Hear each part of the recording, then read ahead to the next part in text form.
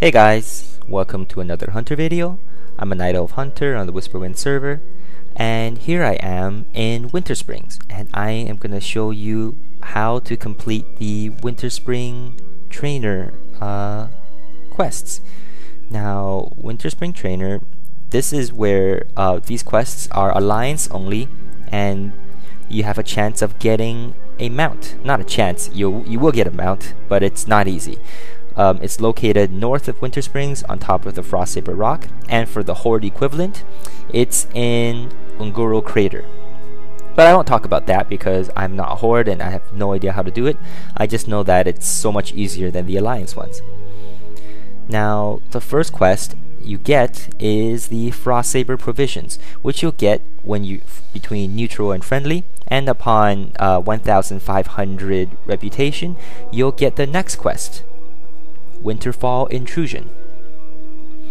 Now, you have these two quests up until you are honored with them, and then once honored, you'll be able to get the last quest, Rampaging Giants.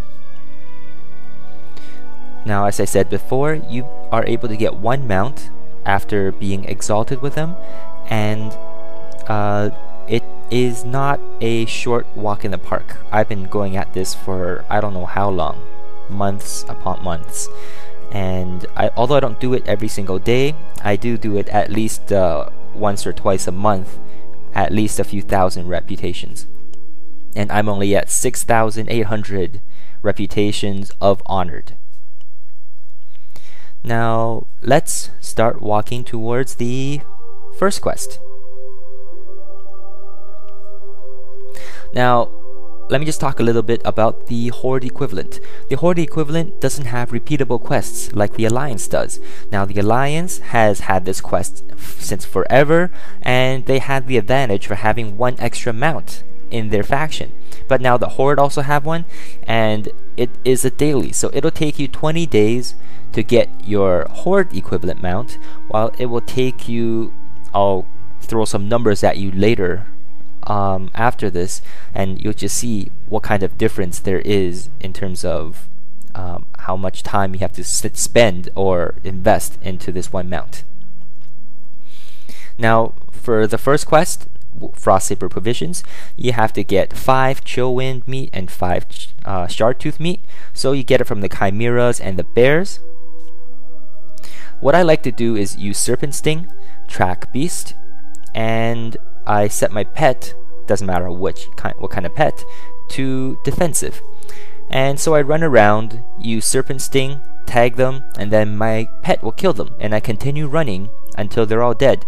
And after they're all dead, I just backtrack in the trail of dead bodies, and I start looting them.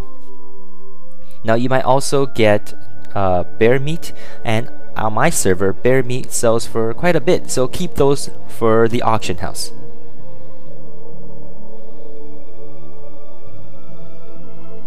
And I find it very easy to do this, especially since I have a pet who does all my work, and all I do is run and tag things. And eventually you'll be able to get all the meats. Now, the meats aren't 100% drop rate, which they definitely should be, because it just takes way too long and it's definitely not group friendly. Being in a group means that you have to all share the drop rate, and I think the drop rate is close to 10 to 20%. And there, I have all my 10 meats. Now I'm on to the next quest, Winterfall Intrusion. And for that quest, you have to be down to the east of Winter Spring in the Winterfall village. Now, upon getting here, you'll see some enemies. They may or may not be shamans, Winterfall shamans. If they're not shamans, kill them anyways, because it's a random spawn rate where it could be shamans or it could be some type of enemies that you don't need for the quest. And if they're not, might as well kill them off so that you're able, for the next time, to get those enemies that you need for the quest. And also for the Winter Spring Ursas, run to the top of the mountain or the hill here, and there's usually plenty of them. Now it depends on the luck of the draw, because if there's anyone else in that entire area who's also hunting them, then you're pretty much out of luck and we have to wait for respawns. If there's any other lobies who are running for the quests or for the reputation of another faction, then you're also out of luck. So again, it's a very sensitive ecosystem, as I would call it, in that area, because it can't handle more than 1 or 2 people at best. Now for the next quest, it's Rampaging Giants, and you have to be down near south of Winterspring, not exactly south, a little bit north of south, and you have to kill these Frostmaw Preservers and Giants. Now again, it helps to be a hunter, because you can track giants for this and just see if there's any giants or preservers that you can kill. And for me, I need 1 more giant, so I have to run up across a bridge and get this guy. Now there are plenty of these spawns, but still, if there's more than 2 or 3 people running these quests, you're not going to be able to get all the quest mobs you need, or it's going to take you so much longer to wait for respawns and such. Now, as you see, I've done a lot of mounting up and running, so it goes without saying that if you're a paladin or if you are a class that has faster mounting skill, take it. Because if you're dedicated into running these quests, then it'll help to run faster. Also, if you're a human and your ratio to get more reputation upon rep gains, then that'll help as well, obviously. Now let me just throw some numbers at you. This entire thing, from taking the quests from the quest giver to turning them in, took me a total of 20 minutes. Now, I've been fairly lucky with the spawns, didn't have to run too far and wait for respawns, and I don't have a faster mounting skill spec because I'm just here part-time for a few runs. So it took me 20 minutes. And let's just say it's 15 for the hell of it. Or not 15, let's be generous, like 18 minutes. Now, from neutral to friendly, you will need to complete 9 trips of Frostsaber Provision and Winterfall Intrusion once you get it.